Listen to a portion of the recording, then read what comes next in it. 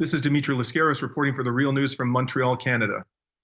In October 2001, the United States launched a war on Afghanistan under the moniker Operation Enduring Freedom.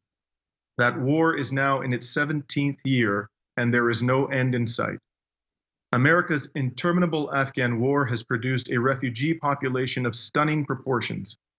In June 2013, the United Nations reported that a total of 6 million Afghan refugees were hosted in Pakistan and Iran, making Afghanistan the largest refugee-producing country in the world, a title held for 32 years. 95% of Afghan refugees are located in Iran and Pakistan. A relatively small proportion of those refugees have managed to escape to countries further afield than Iran and Pakistan, but that has not necessarily meant that they have fared any better than the millions of Afghans who are situated in those two countries. One of those Afghan refugees is trapped in a detention center in Indonesia called Balikpapan. His name is Ehsanullah Sahil, and this is his story.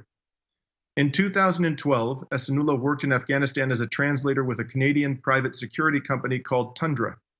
According to Tundra's website, Tundra is a business advisory company specializing in risk management, security, safety, training, and industrial support services, which supports public and private sector organizations at home in Canada and internationally.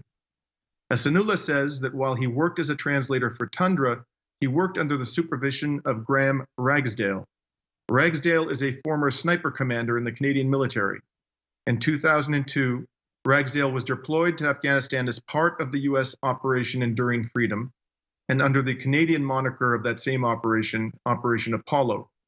Ragsdale commanded a 6-man sniper team, but not long after his deployment, a member of that sniper team, Corporal Aaron Perry, was accused by the Canadian military of desecrating the corpse of an enemy combatant. Eventually, the Canadian military's investigation was closed for lack of evidence, but Ragsdale was relieved of the command of his sniper unit and then left the military to pursue a career in private security. He ended up at Tundra, where he later supervised Ehsanullah in Afghanistan. After working with Tundra under Ragsdale, Ehsanullah began working directly for the United States military at the Kandahar airfield.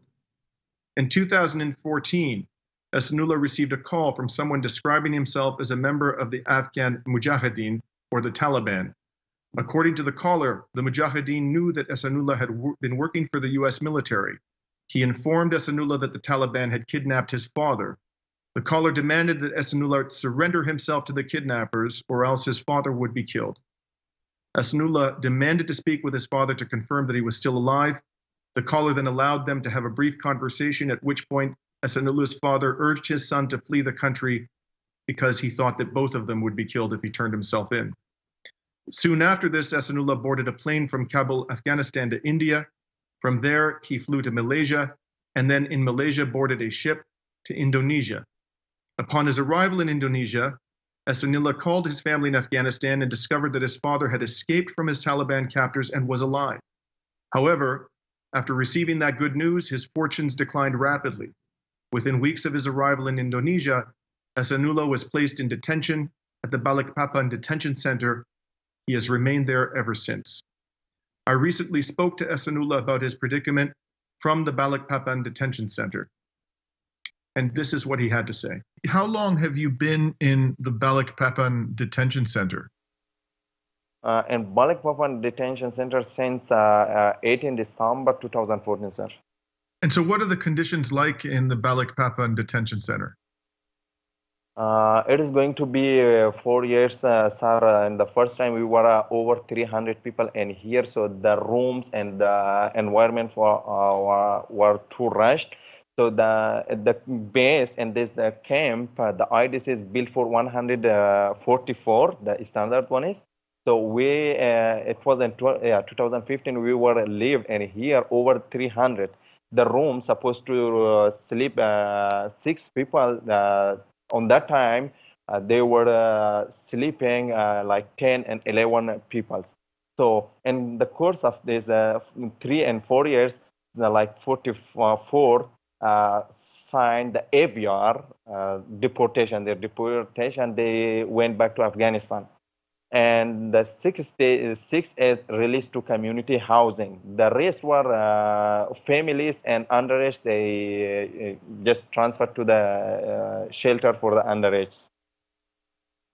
The condition in here, the people are getting high depression, the high level of depression and Alzheimer, and a kind of cannot sleep, many disease, and yes, a lots of problem, health problem, mental problem, lots of things. And I understand that this has resulted in protests in the detention center. Could you tell us about the protests? The protest, yes, sir. We have been starting our protest since, yes, it is going to be, today was the day of 87. We have doing our peaceful protest. It's the 87th straight day of protest at the detention center? Yes, sir.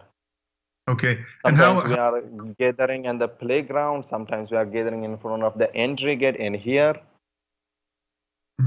And how have the Indonesian authorities responded to the protests? Sir, the authorities from the UNICEF, from the IOM, several times they have come in here. So they said, okay, we are work on your case. We are working to set you free as soon as possible.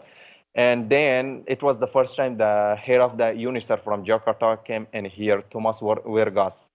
So my question is, the living conditions, the conditions in which you all live in the detention center, have they gotten better? Have they improved as a result of the protests? And if so, how?